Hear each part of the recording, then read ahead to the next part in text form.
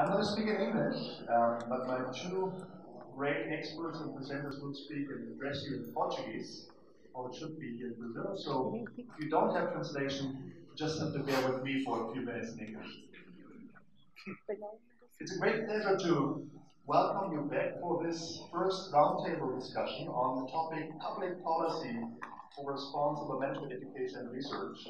And in preparation of this session, we thought, I spoke with the two speakers, and we thought it would be only relevant to look at the Sustainable Development Goals and the Agenda 2030 with a specific focus on Brazil. So we will hear from them specifically on the case of Brazil, but if you are from countries outside of Brazil, this should also be relevant for you in your respective context. Earlier this morning, we heard that achieving Agenda 2030 and the Sustainable Development Goals requires partnerships. Partnerships between government, the private sector, and the social sector, and I would include the academic sector into that third part. So what are the opportunities, but also what are the challenges in forming a strategy to implement the Agenda 2030, and specifically with a view to how do we overcome some of the barriers of partnering with the different sectors. I think there are no better questions, than this to be addressed here by our two experts who I'll introduce briefly. We've heard already their titles, but I'm very glad to be joined here by Luciana Aguiar, the Partnerships for Private Sector Development Manager at PNUD, or UNDP in Brasilia, and by Sergio Calda, the Director of the Department of Education for Citizenship and Social Innovation, connected to the presidency of Brazil. So the two have prepared some remarks, and they have also PowerPoint slides that help us to guide us through the presentation. So I won't speak further, just to let you know that at the end of the two presentations, we have about 20 minutes each, we will have good time for questions and comments from the audience. So if you already begin thinking about comments or questions while you listen to both of them, that will help us to facilitate the second part then much easier. We will have microphones, and if you don't feel comfortable speaking in public, you can certainly also talk to or bring your questions up to one of the organizers. So we have a good comments period in the second part. So without further ado, I will then now hand it over to Luciana, who will start off, and she also will give us an overview of the SDGs and the process, how they were developed, to give us a little bit of a guidance before we then look directly at results. So Luciana, the floor is yours. It's easier. Bom dia. Queria primeiro agradecer o convite e, particularmente, por ser recebida aqui pela FIEP, pelo Efraim e pelos três colegas ali, Paulo Bochá, Ana e Flávio. Vou falar um pouco pela perspectiva do Programa das Nações Unidas para o Desenvolvimento, PNUD, e apresentar um pouco do que é essa agenda e como é que o PNUD está olhando para essa agenda como uma grande oportunidade para parcerias e para diálogo com o setor privado, com os governos, né, nacionais e subnacionais, e também com a academia. Por gentileza, a apresentação. Luciana Aguiar, do PNUD, por gentileza. Então, eu vou fazer eu vou apresentar um overview, na verdade, sobre os ODS. Boa parte já foi apresentada pelo Jeffrey Sachs, então vou passar muito rápido, né? Não se assustem aqui, porque exatamente ele apresentou muito bem toda essa introdução sobre o porquê da agenda de onde ela veio. Então, vou passar rapidamente, né? Na verdade, essa é uma agenda que é uma continuação, uma extensão da agenda dos Objetivos de Desenvolvimento do Milênio, né? Que tinha uma perspectiva de desenvolvimento muito focada dentro da dimensão das questões sociais, né, um pouco da questão ambiental.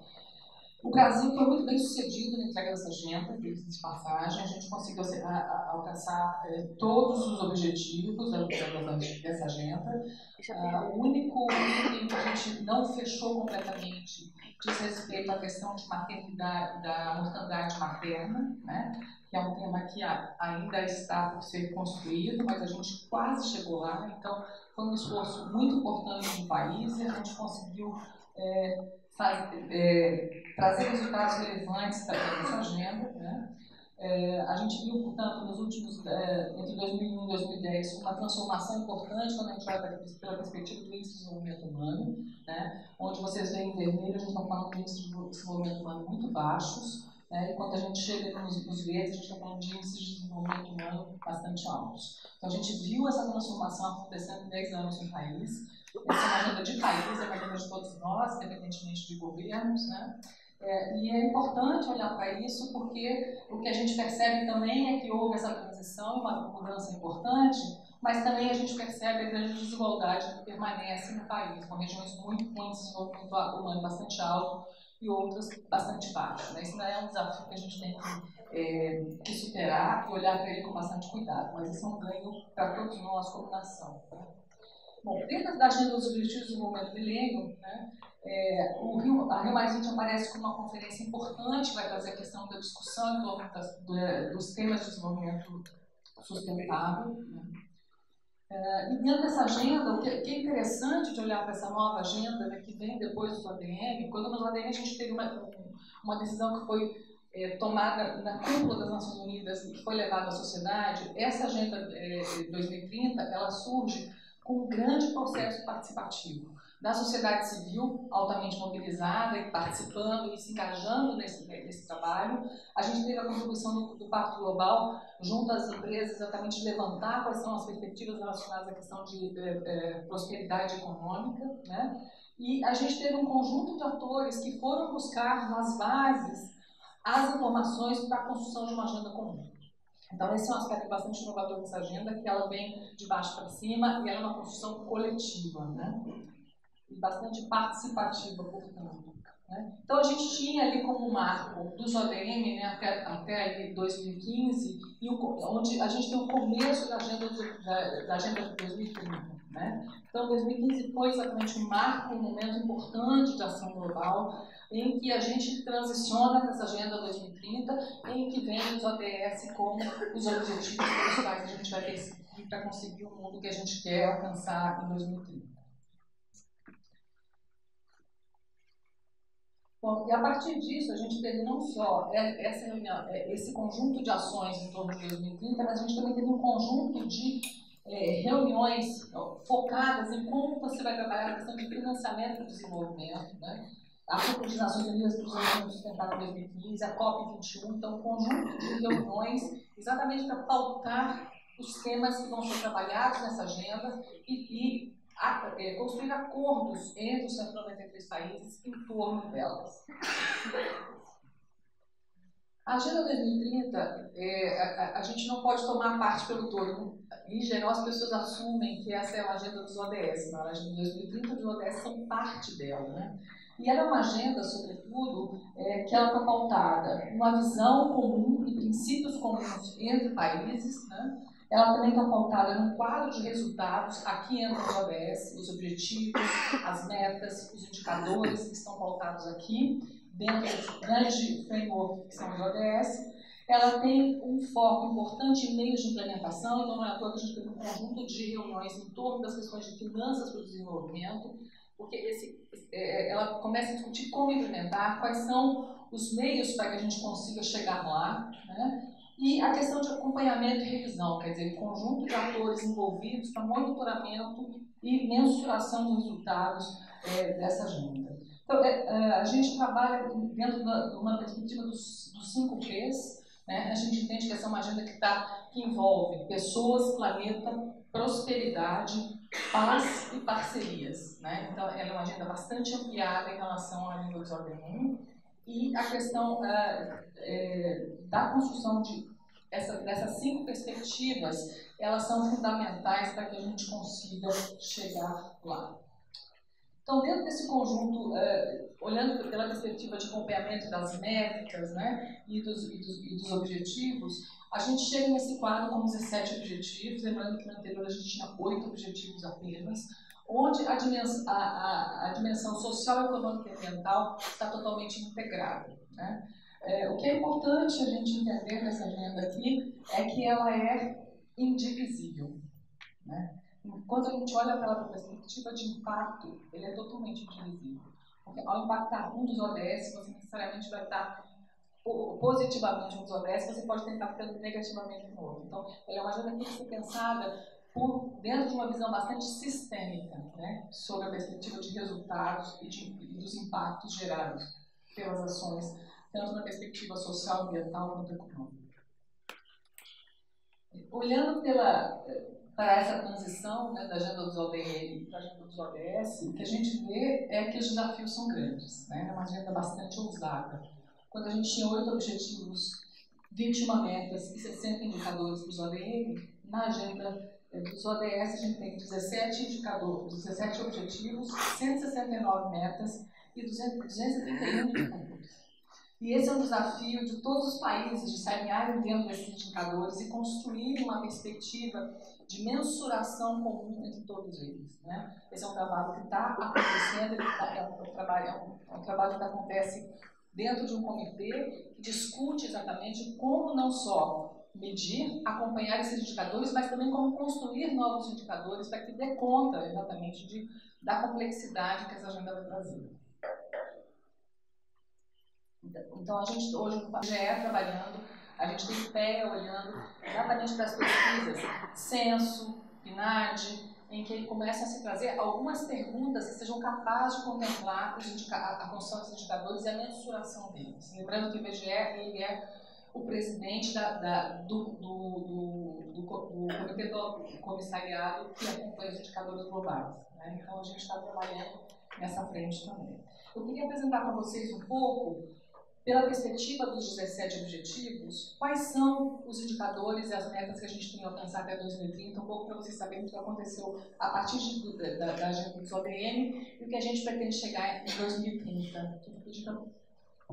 Tem 13 anos, né, para alcançar. Então, nosso desafio começa a ficar maior ainda e mais apertado aqui na nossa vontade de fato, realizar e implementar essa agenda o quanto antes. Bom, por que essa agenda se propõe como uma agenda de desenvolvimento? Eu acho que é um ponto importante, né, a gente lembrar, porque no Brasil a gente fala de sustentabilidade sempre voltada para a questão ambiental, e a gente esquece, né, da dimensão social e econômica que ela também contempla, né? Então essa agenda ela traz muito, ela torna essa questão mais evidente, bastante didática, né? Você consegue de fato traduzir a complexidade do que é em relação a essas duas dimensões num framework com 17 objetivos que de fato consegue orientar o olhar de diferentes atores em torno dessa agenda comum, né?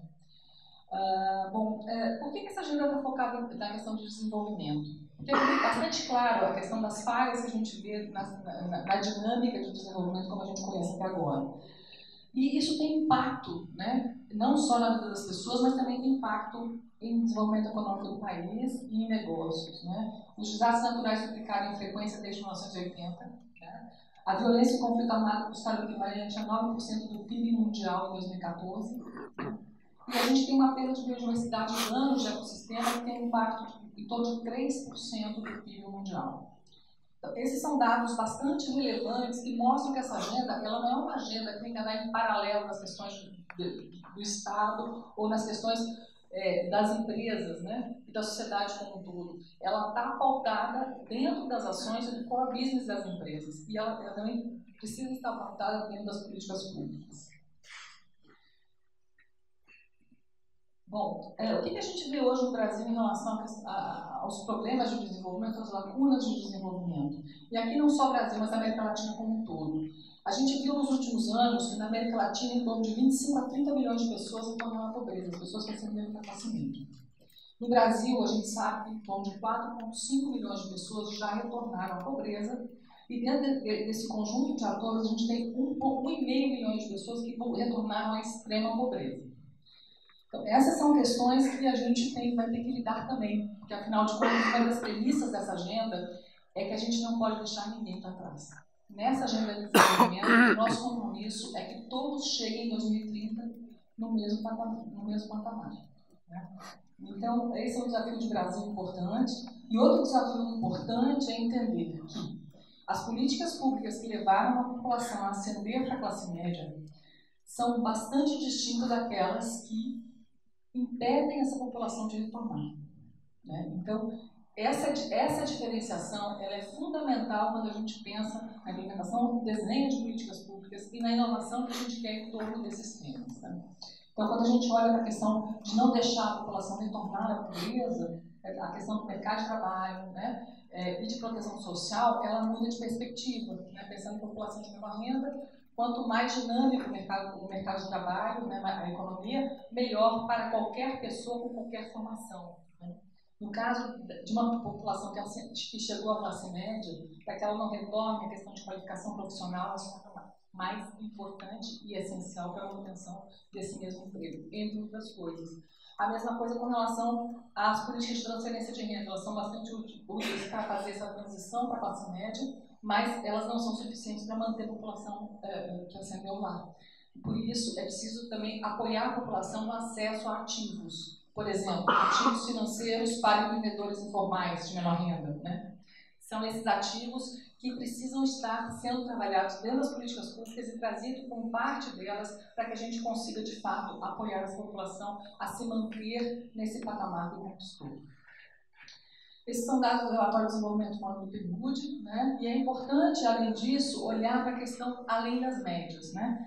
A gente vive num país que é bastante desigual, então a média, ela às vezes encobre a desigualdade. Né? E esse é um ponto importante quando a gente olha para os dados. Então, a gente reforça a importância de olhar para além das médias. Né? Então, a gente sabe que, no caso aqui, quando a gente olha para a questão do desenvolvimento humano, né? Se vocês olharem na linha de cima, né, do quadro, vocês vão ver na linha amarela, né? Isso aqui é a linha da evolução do índice de desenvolvimento humano pela perspectiva de população branca. E o quadro azul é pela perspectiva de população negra. Ou seja, em 2010, o IDH de uma pessoa negra no país é igual ao IDH de uma pessoa branca no país há 10 anos atrás. Você tem um gap de 10 anos. Por isso é importante olhar para esses dados de uma maneira aberta, né? Porque eles encobrem diferenças importantes. Né? Um outro ponto aqui fundamental para a gente entender essa questão do desenvolvimento humano tem a ver também com fazer um cruzamento maior entre o índice de desenvolvimento humano e a questão das pegadas, da pegada ambiental. Né? Quer dizer, olhar para como é que as populações estão trabalhando com a questão ambiental. Porque países que têm alto índice de desenvolvimento humano, né, não necessariamente eles têm uma boa relação com a questão do meio ambiente. E mais que isso, né, com a questão do consumo sustentável. Então, não necessariamente aumentar o índice de desenvolvimento humano implica em você conseguir alcançar os estándares que essa nova agenda vai colocar. E só para conhecimento de vocês, o Brasil se encontra exatamente aqui nesse grupo de atores, né, mais próximo da questão do desenvolvimento humano sustentável, né, portanto, com menor aproximação à questão da pegada ambiental, mas ainda com um desenvolvimento humano bastante baixo comparado com outros países. Não médio, não baixo. Bom, os princípios da agenda eu vou passar rapidamente. Ela está voltada em abordagem dos direitos humanos. Ela está focada na questão da soberania nacional. Cada governo vai definir a sua estratégia de implementação e essa abordagem, inclusive, participativa que eu mencionei. Ela também está focada no princípio de universalidade, né? Ela tem que ser relevante para todas as pessoas. E isso não pode ser confundido com uniformidade. Ela também valoriza a diferença. A questão da integração das 3 dimensões que eu já mencionei e a importante missão de não deixar ninguém para trás, né? Então, beneficiar toda a sociedade.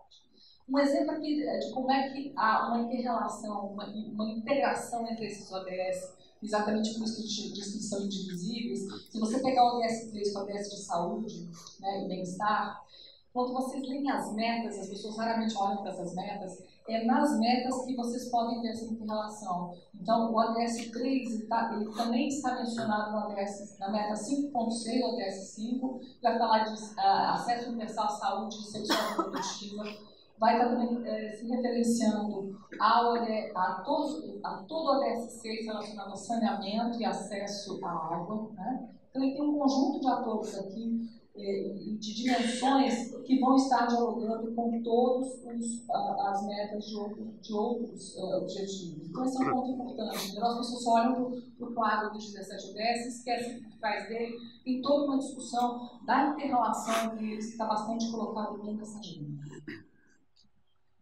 Bom, um ponto importante que a gente olha para essa agenda é que ela, de fato, ela serve como um framework comum de atuação, tanto para os governos quanto para o setor privado. Né? E eles servem, sobretudo, para uma ferramenta de planejamento de longo prazo, onde você tem metas que estão abordadas e que acabam viabilizando um alinhamento nacional, não só das políticas públicas, mas na articulação das parcerias multi-stakeholders, né, com todos os atores e parceiros que essa agenda depende para ser implementada. Um ponto importante em relação ao quadro de políticas públicas, quando a gente fala deles, diz respeito à atuação de visões e grupos comuns. Né? Então, a gente vê não só isso acontecendo nos atores do setor privado, e o Pacto da Europa tem um papel bastante importante no contexto nacional hoje, de apoiar as empresas a internalizar essa agenda e trabalhar com ela. O governo federal, no caso da Comissão Nacional do ODS, que o Sérgio vai mencionar daqui a pouquinho, mas a gente também vê o Tribunal de Contas da União trazendo essa agenda para dentro e pautando as métricas que eles pretendem trabalhar junto aos governos, né, particularmente junto aos governos nacionais. E a gente vê, obviamente, o terceiro setor bastante envolvido com a agenda já programada, não só das organizações não governamentais, mas também dos institutos e fundações corporativos, olhando de que forma eles conseguem internalizar no seu planejamento os ODS. E a última mensagem que eu quero deixar para vocês aqui, ela é bastante importante, é que essa é, sobretudo, uma agenda de oportunidade. Né?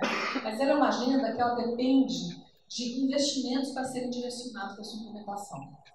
E o que está previsto para a implementação dessa agenda é que a cada ano em países de desenvolvimento são necessários investir em torno de 3 a 4 trilhões de dólares para aquela conquista.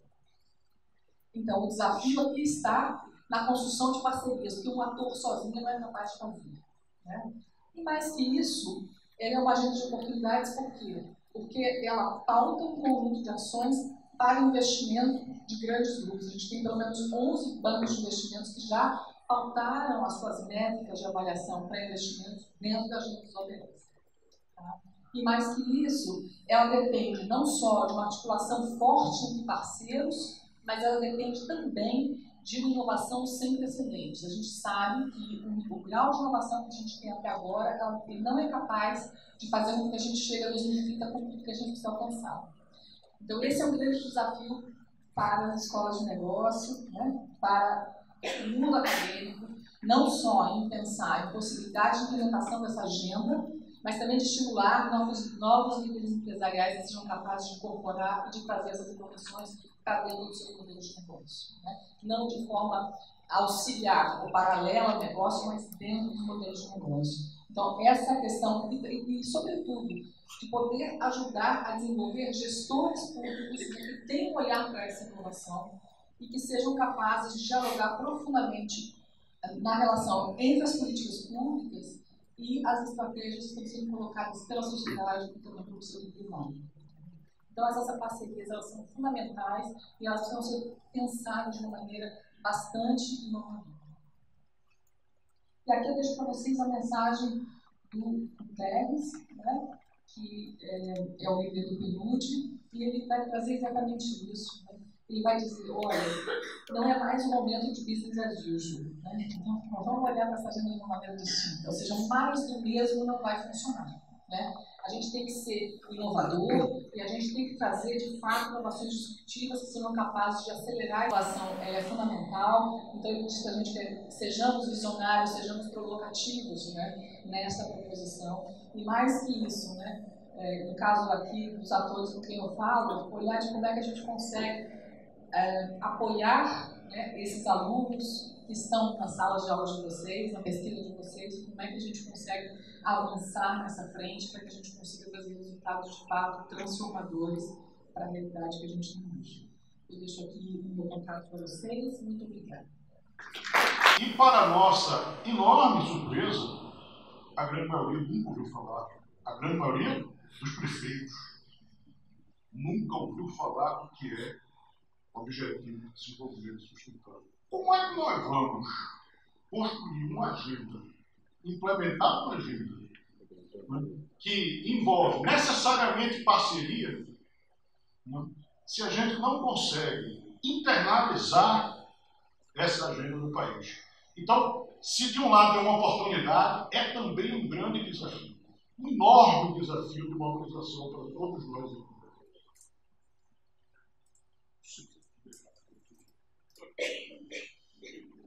Quais são, então, os grandes desafios da internalização da agenda e dos objetivos de desenvolvimento sustentável? A sensibilização dos atores em todos os segmentos. E, para isso, eu diria, o governo federal está desenvolvendo. É bom frisar aqui, o governo federal está desenvolvendo um grande esforço de trabalho coletivo, conjunto, todos os ministérios e suas instituições. Agora, a presidência da República, especificamente, está desenvolvendo um esforço de mobilização e de articulação desses atores em conjunto com o PNUD. E nós estamos num processo de implantação de uma estrutura de governança, né, que chama a Comissão Nacional dos Objetivos de Desenvolvimento Sustentável.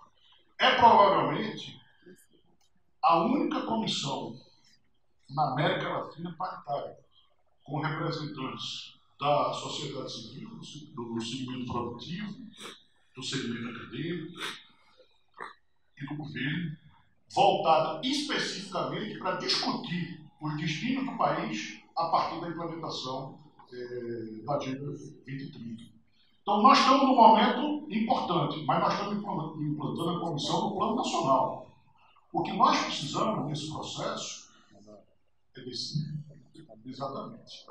Nós precisamos implantar as comissões nos níveis estaduais, mobilizar os atores estaduais para isso. E nós precisamos implantar as comissões nos níveis municipais. Né? Claro, nós temos 5.500 e alguma coisa de municípios no Brasil, nós não vamos conseguir atingir os 5.500. Mas se nós conseguirmos atingir pelo menos 30% desses municípios, os municípios polo, os municípios mais relevantes, aqueles que têm uma população acima de 100 mil habitantes, nós vamos conseguir criar um modelo de governança dinâmica e não estática.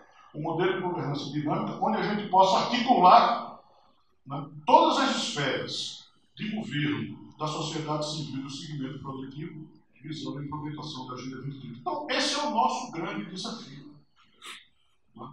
É uma quebra de um padrão cultural que existe no país e que nós estamos desenvolvendo um esforço hercúleo. E o governo federal não pode desenvolver isso sozinho. É preciso que a gente desenvolva parcerias. Agora, nós estamos, de outra parte, desenvolvendo um outro eixo de trabalho. Como eu disse aqui, nós estamos estruturando uma espécie de núcleo de inteligência para avaliação, análise e avaliação de políticas sociais. E nós queremos trazer inovação para dentro do governo, a inovação social. O que é a inovação social? A mesma coisa da inovação, do business innovation. Nós queremos desenhar novos produtos ou aperfeiçoar os produtos existentes, né, para promover o desenvolvimento sustentável. Então, nós queremos, a partir dos produtos que nós temos, ou seja, a partir das nossas políticas sociais, né, estudar, entender esses produtos, né, e aperfeiçoá-los para que eles possam se ajustar ao paradigma da Agenda 2030. Você falou muito bem aqui, Luciana, da necessidade de a gente criar uma regra de saída para as políticas sociais. Você não falou especificamente do Bolsa Família, mas eu vou falar especificamente do Bolsa Família. Eu não sei se vocês sabem que o Bolsa Família é um programa importantíssimo para os pequenos municípios, principalmente do Nordeste e do Norte do país.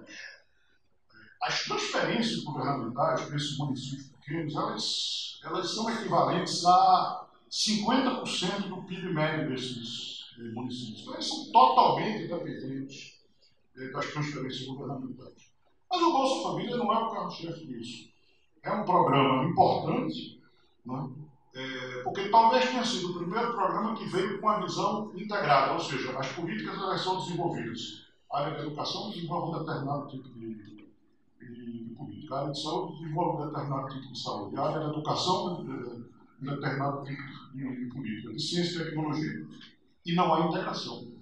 Há pouca integração. Então, esses programas, eles conseguiram ter alcance, institucionalizar-se, ou seja, estão estruturados a partir de normas, né?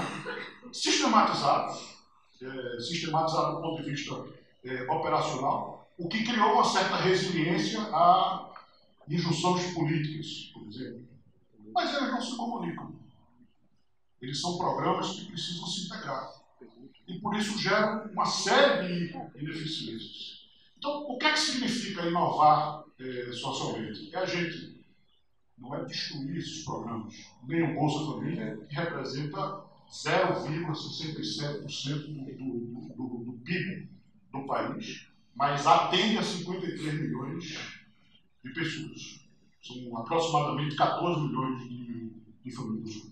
É buscar alternativas de como integrá-los e melhorá-los. Mas como? Primeiro, mobilizando as pessoas para pensar no território como é que essas políticas devem ser aperfeiçoadas. É como você colocou, a agenda ela tem que ser universal, mas ela não pode ser uniforme. O que a gente discute para o interior do Paraná não é a mesma coisa que se discute para o interior da Amazônia. As realidades são completamente diferentes. Então, o nosso esforço de promover inovação em políticas públicas está justamente na necessidade da gente repensar esse modelo ofertista que nós temos, incorporar, né, o cidadão, as pessoas, nesse processo de discussão, e integrar as políticas, não só entre elas, mas também a realidade do território. Esse tipo de processo, ele não funciona de forma isolada. É preciso, eu volto a repetir o que a Luciana colocou aqui, essas parcerias multi-stakeholders são fundamentais. Primeiro, não é só uma responsabilidade do governo.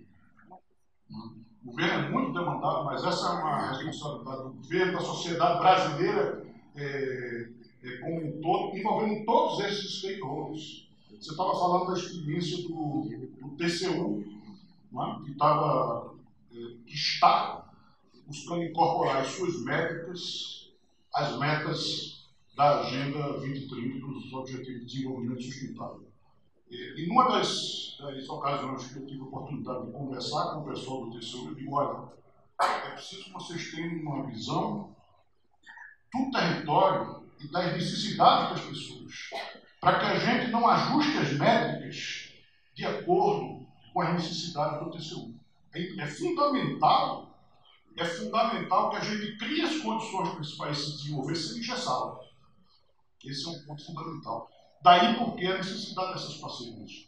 O TCU, para discutir, para implementar isso, ele tem que discutir com o resto da sociedade. E esse é o nosso propósito, e esse será o grande papel da Comissão Nacional dos ODS. É buscar essa articulação entre todos os stakeholders para viabilizar esse processo. Bom, eu vi que o meu tempo acabou, eu teria mais algumas outras coisas para falar, mas eu gosto muito mais do debate do que da exposição. O debate para mim é muito mais eficiente. Eu agradeço e estamos à disposição para conversar. ask two questions to both of you. And then if you want to get ready for any comments and questions, please do so. Maybe we can already have two people with microphones here on the side. Excellent. So, Luciana, you said it's the main challenge of implementing SDGs is how to involve the private sector to support achieving the SDGs. And Selvi, we were talking about in the last slide about the multi-stakeholder partnership that is required. You also pointed to the private sector. I saw it on that map here. We both also briefly talked about the role that the academic sector has. And since we have an opportunity here to have many people who are either representing directly the private sector or more likely the academic sector, but all of them are in contact through the academic work with the private sector.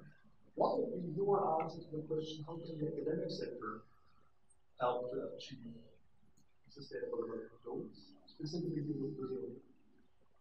Who wants to start off?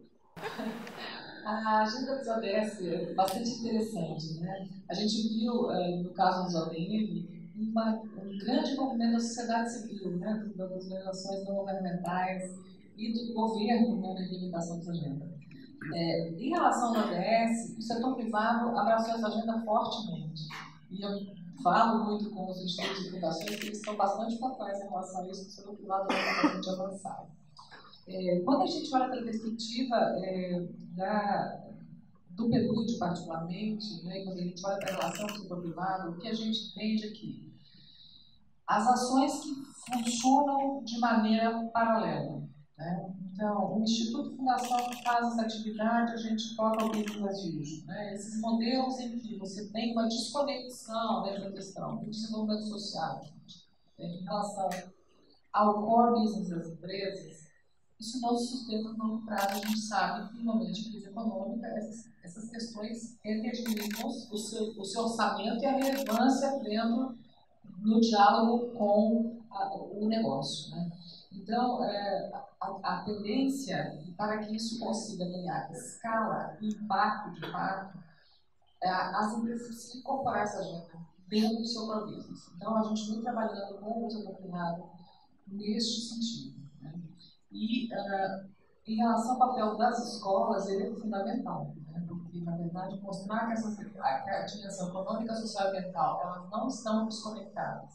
E mais que isso é bom também para os negócios, não só para a sociedade. Quer dizer, a construção da percepção de valor compartilhado entre negócio e sociedade, ela tem que se dar desde o começo, né? E a gente tem que aprender isso na escola, né? Não é aprender fazendo ou depois, quando a gente já está colocado no mercado de trabalho. Ou quando a gente está no mercado de trabalho, usando ainda uma lente, né, de um business as usual que no longo prazo não se sustenta mais. Aqueles dados que eu mostro, né? O impacto que a questão ambiental tem, por exemplo, né, no PIB mundial, ou, né, em relação às questões voltadas para a violência e conflito, isso são pontos-chave. Quer dizer, não adianta mais a gente ter um discurso aqui e uma ação diferente do discurso. Né? A gente tem que walk the talk. E o walk the talk acho que a gente aprende na escola, né? Antes de qualquer coisa. Então, a gente entende que a academia ela tem um duplo papel. Não só de trazer e apoiar nessa incorporação nas práticas, a gente entende que essa agenda tem que estar incorporada do chefe de família ao chefe de Estado. Né? Então, essa conexão tem que estar presente e a gente consegue fazer isso através da educação e estrutura. Queria passar para o Sérgio, complementar. Não apresentei para vocês, infelizmente, a estrutura da Comissão Nacional dos ODS. Mas eu vou dividir minha resposta em duas partes. Primeiro, do ponto de vista institucional. Eu acho que é importante frisar que a Comissão Nacional dos ODS tem dois representantes, dos 18 tem dois representantes fortemente ligados à academia, a ANIFES e a SBPC. Esses representantes, a ANIFES é a Associação Nacional das Instituições Federais de Ensino Superior, são instituições públicas, não privadas. E a SBPC, Sociedade Brasileira para o Progresso das Ciências, tem assento na comissão. claro, o objetivo é trazer para a comissão e, consequentemente, para toda a sociedade, né, como é que a academia enxerga o processo de implementação da agenda e como é que a academia também pode contribuir para a implementação dessa agenda. Acho que isso aqui é o ponto fundamental. O segundo aspecto, né, no que se refere à questão da institucionalidade, é que essa comissão pode criar câmaras temáticas para estudar assuntos mais diversos. Essas câmaras temáticas elas serão criadas a partir de demandas dos representantes das comissões. Enfim, é uma grande oportunidade para a gente trazer, né, à comissão o que é que está sendo estudado pela academia e trocar essas experiências com os outros segmentos, então, não só do setor privado e da sociedade civil, mas também do governo. E isso é do ponto de vista institucional. E, claro, nossa expectativa é que isso se estenda para os planos estaduais e municipais. Agora, olhando como pesquisador, tirando aqui o meu chapéu, né, e representando o governo federal, olhando lá como pesquisador, no que se refere a políticas sociais, eu acho que a academia brasileira já dá uma enorme contribuição à análise, né, dos problemas. Enorme contribuição. Múltipla contribuição em todos eles. Há um acompanhamento, né, cotidiano do funcionamento dos programas, do funcionamento de como se dão as parcerias, de análises de como os conselhos, né, que acompanham a implementação das políticas sociais estão sendo desenvolvidos e de que forma os conselhos estão trabalhando. Eu acho que existe um acervo enorme de estudos e de pesquisa desenvolvidos pela academia. Agora, tem uma questão. É preciso que a gente divulgue e priorize isso. Eu acho que a gente precisa ter foco nesse processo. Foco na pesquisa. Foco numa pesquisa que seja aplicada à nossa realidade e aos nossos interesses. Eu acho que isso é uma questão extremamente difícil de ser discutida. Nós que somos acadêmicos sabemos da nossa resiliência em aceitar intervenções externas, né, às nossas atividades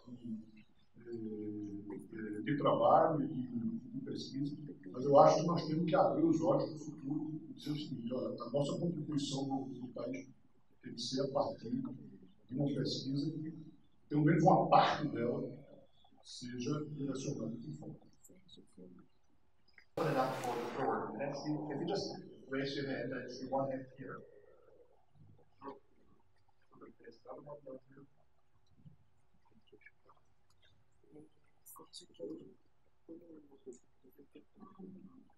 Eu queria fazer uma pergunta aos representantes brasileiros, também jovens, se eu posso traduzir, dizer, parafraseando Bretinho, né, quem tem fome tem pressa.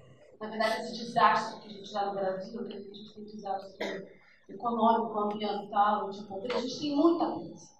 Então, quando a gente vê que tem 13 anos, a minha preocupação é mais ou menos a questão do foco da execução. Né? Porque eu temo um pouco para essa questão da nossa burocracia, onde nada anda, essas enormes discussões que parecem reunião de condomínio, mas que deveriam, de alguma maneira, ser focadas em coisas básicas. You, and I appreciate your point there, should close our eyes to what the reality about it is. I'll address your question first, and then I'll pass it on to you.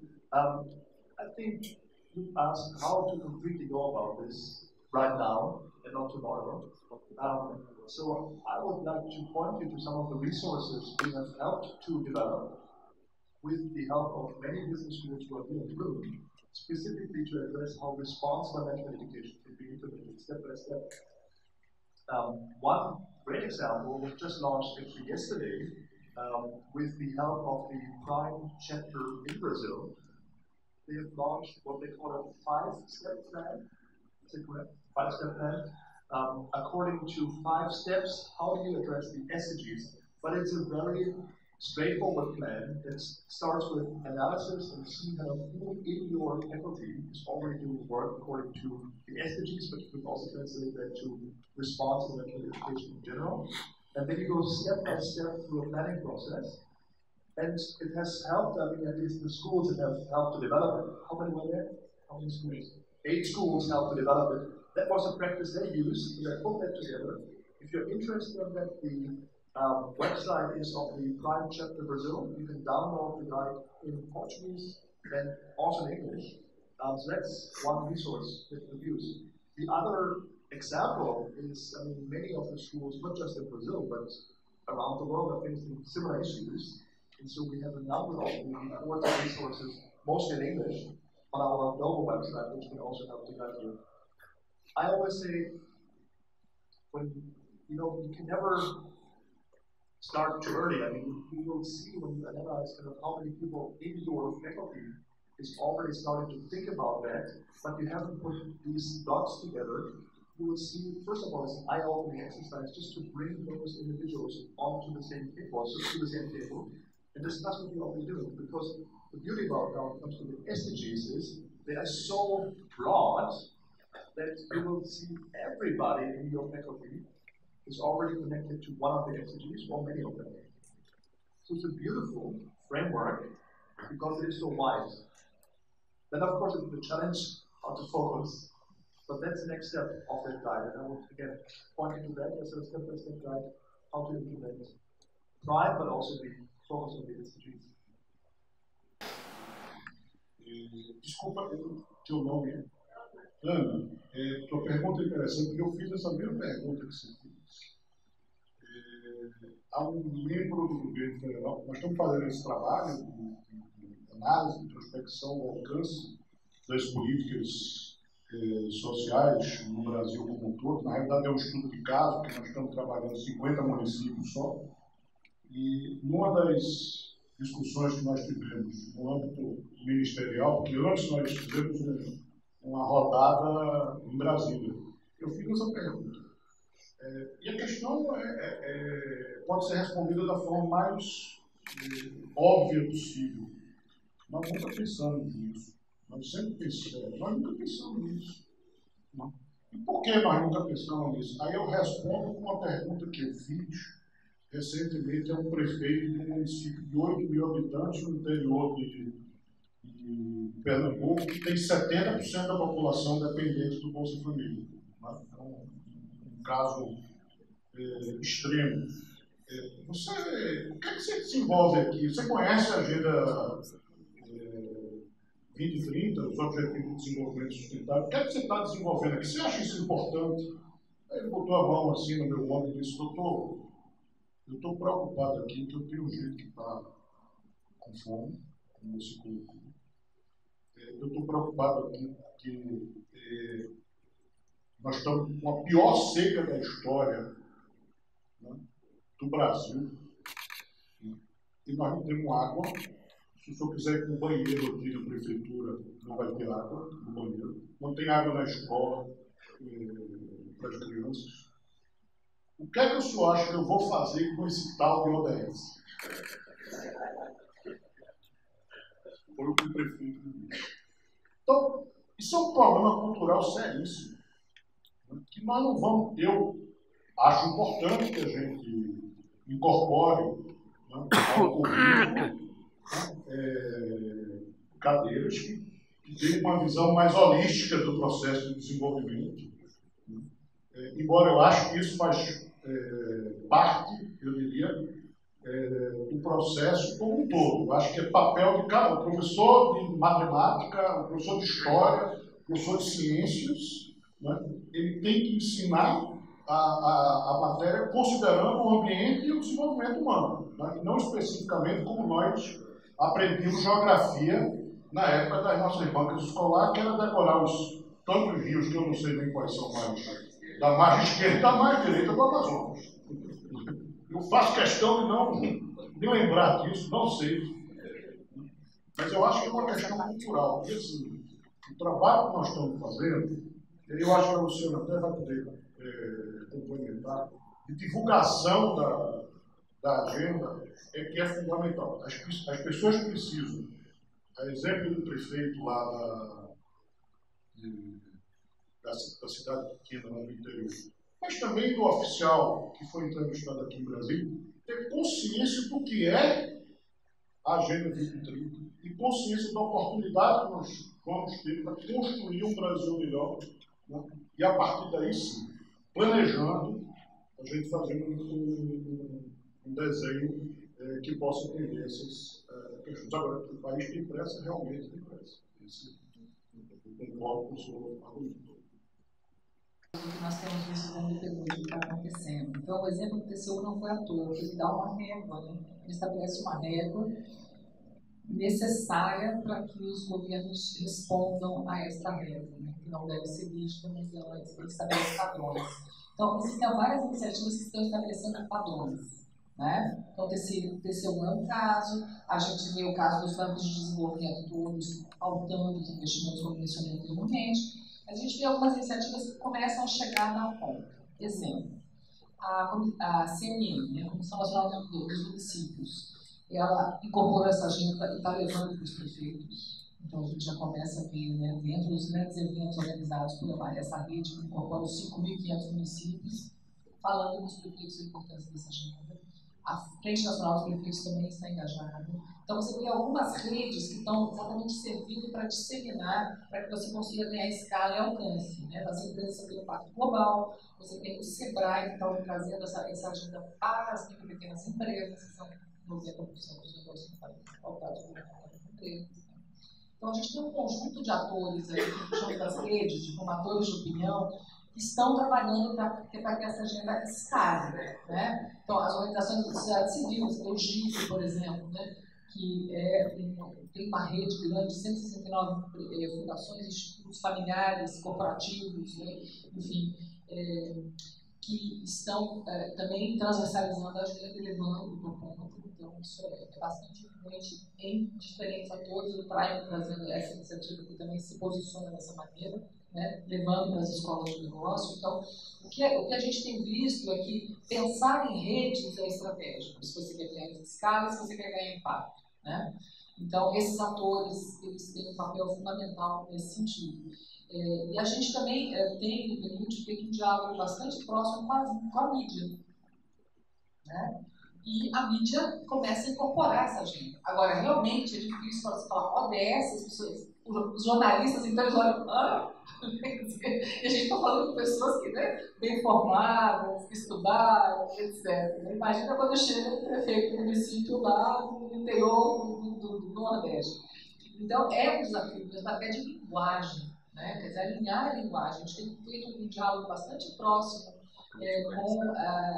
com a mídia, no sentido de como é que a gente traduz essa agenda.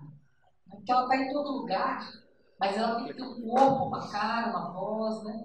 Então, a gente vem trabalhando isso no PNUD fortemente, exatamente para que a gente consiga torná-la mais popular, né? E mais próxima do cidadão comum. Ela é estratégica. E ela está contemplada, eu gosto e chamo bastante atenção ao ODS 17. O ODS 17, ele fala de parcerias, mas ele fala de meios de implementação. E o que é meio de implementação? Não é só financiamento.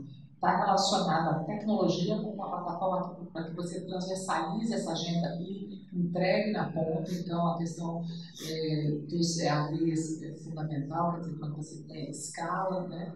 A questão de dados, né? Como é que você trabalha os dados para conseguir chegar lá e, portanto, ter foco.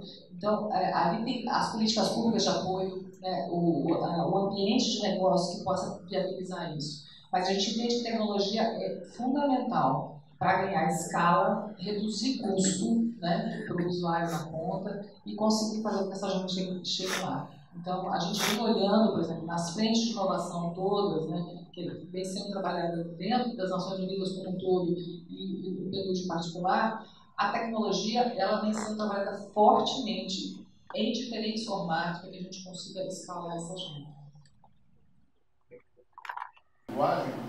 De fato, o prefeito ele encara isso como mais uma obrigação.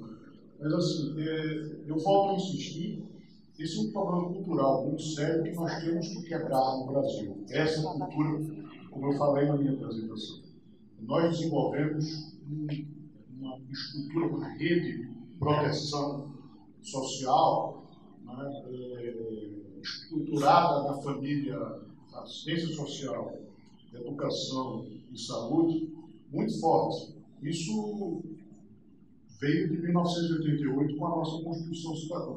Mas a Constituição Cidadã criou uma série de direitos, mas criou também uma série de obrigações para os vários entes públicos. E, de uma certa forma, concentrou muito mais poder no mão do governo federal. Então, o prefeito lá do pequeno município, que é um município com pouca vocação econômica, que tem poucas alternativas de cobrança de imposto, né, é fortemente dependente de oferta, de transferência de oferta. Então, a visão dele é o seguinte: olha, eu sou prefeito, né, e eu tenho que buscar mais para atender, né, as demandas da minha população. Então, o primeiro ponto é como quebrar esse modelo de oferta. Inovação social e políticas públicas. Isso não é uma coisa que vai acontecer de hoje para amanhã. De fato, isso é um esforço que nós começamos a desenvolver agora, e dizer o seguinte: olha, lá na ponta, nesse município de 8.000 habitantes, mas em todos os 5.500 municípios, né, o prefeito, os empresários, a sociedade civil organizada, né, em conselhos municipais, né, que muitos são atuantes, tem que começar não só em pensar em receber, mas também como é que eles podem participar ativamente do processo. Esse eu acho que é o ponto fundamental. Quando eu cheguei na Presidência da República, no ano passado, havia uma proposta de se criar uma espécie de curso de educação, um curso de educação para a cidadania, aos moldes daquela nossa velha moral e cívica e tal, conhecer os poderes e não sei o quê, qual é o papel do Estado, qual é o papel. Eu coloquei isso absolutamente fora de contexto. E aí começamos a fazer uma análise comparada com algumas experiências fora do Brasil. E uma experiência interessante é da União Europeia. A União Europeia, depois da unificação, né, em função da quebra das fronteiras, né, e da mobilidade das pessoas entre os diversos países, né, uns ricos e outros um pouco menos, começou a pensar: olha, como é que nós vamos acomodar as pessoas com diferentes culturas em mesmos espaços? E aí criou um programa chamado Citizenship for Education. Eu acho que é isso que a gente precisaria, de fato, criar aqui no país, na esteira desse processo da quebra da cultura da oferta de políticos públicos. Eu acho que com isso eu respondo também um pouco o que você... É afetivo olhar para as metas e a quantidade de temas que devem ser tratados.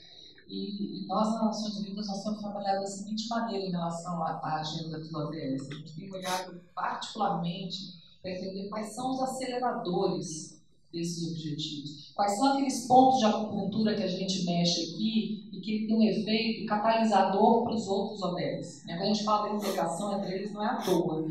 Então, muitas das dinâmicas de identificação de problemas e do foco de trabalho para algumas ações, para alguns atores, a gente trabalhou recentemente junto com institutos e fundações, exatamente nesse sentido. Identificar quais são aqueles pontos de acupuntura que, se você mexer, podem apoiar melhor você na sua ação e no apoio que você pode dar à implementação dos ODS. E muitas vezes não tem necessariamente a ver com o que está diretamente relacionado às atividades que estão sendo desempenhadas pelas organizações. Então, isso exige um deslocamento de olhar, de você tirar o olhar do seu universo, na missão, e ter um olhar mais ampliado para as questões de desenvolvimento.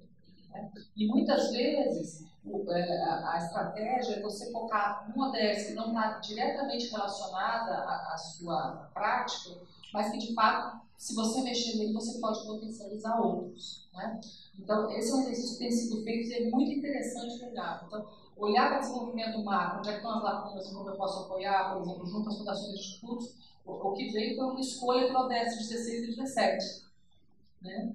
O 16 é o fortalecimento das instituições, o 17 é identificar os meios de implementação e o 10 é a redução de desigualdades no país. Então, eles me deram, se eles mexerem nesses 3 temas, eles vão conseguir, de fato, potencializar as ações relacionadas à educação, à saúde, etc., que são os temas que eles trabalham tradicionalmente, nem estão olhando mais diferente. O Jorginho retrata não a questão, né, que eu acho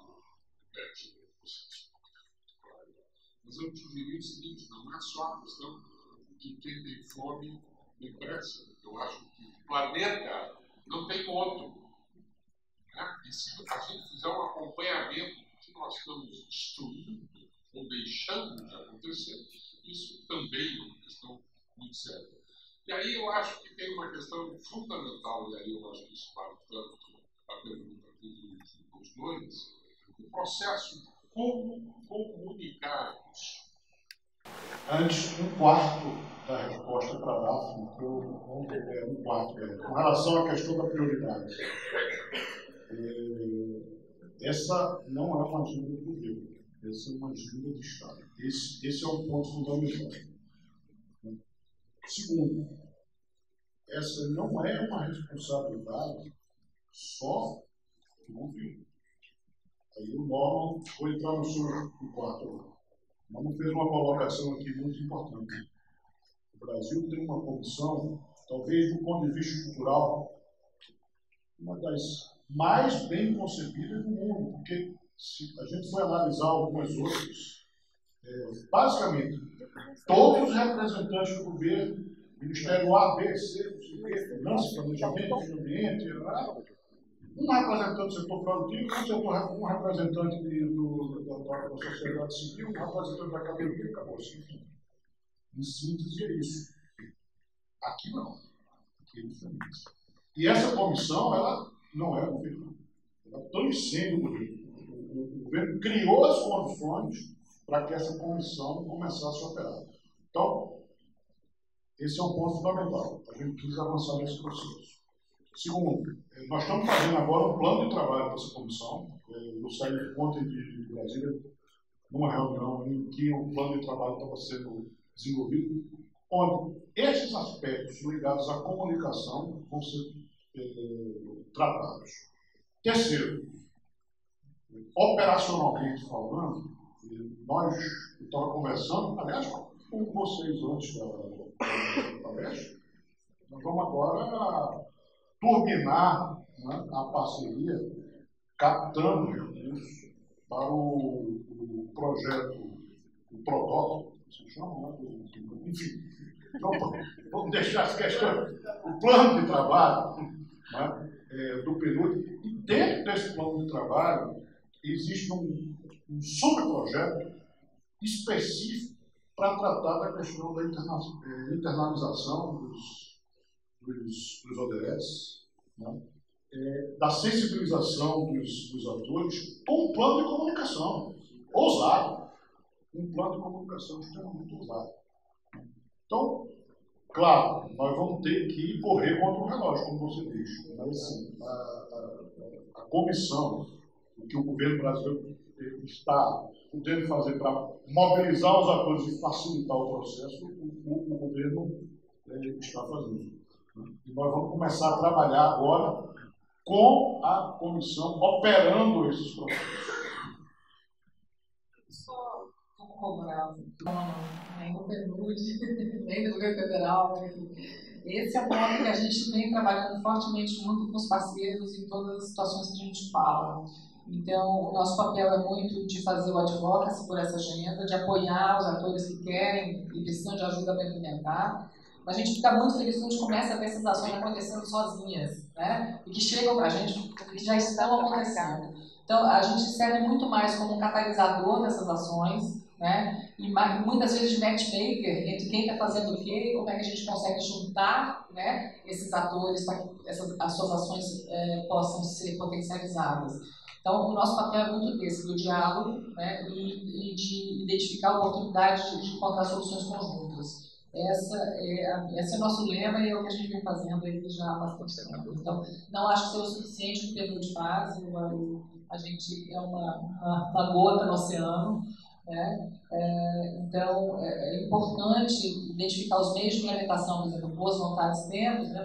Como a gente estava conversando aqui, Sérgio, quer dizer, a gente precisa de atores que vão dizer, olha, então tá, essa agenda é importante, vamos investir aqui, essa agenda é importante, temos dados, vamos monitorar, aliás, um papel importante para a academia de monitoramento desses indicadores e de desenvolver metodologias de avaliação de impacto desses resultados, né? Isso é muito importante. Então, acho que tem um conjunto aí de ativos que estão sendo pensados em conjunto. I learned from the questions, but also from the answers. Of course, the implementation and the main challenge here is really convincing many of you here that this is a conjoint agenda. It's not a government agenda, it's not a UN agenda, it's a joint agenda. And it's a global agenda, so I hope this was beginning to become clarified. And I heard this, the word that I learned was the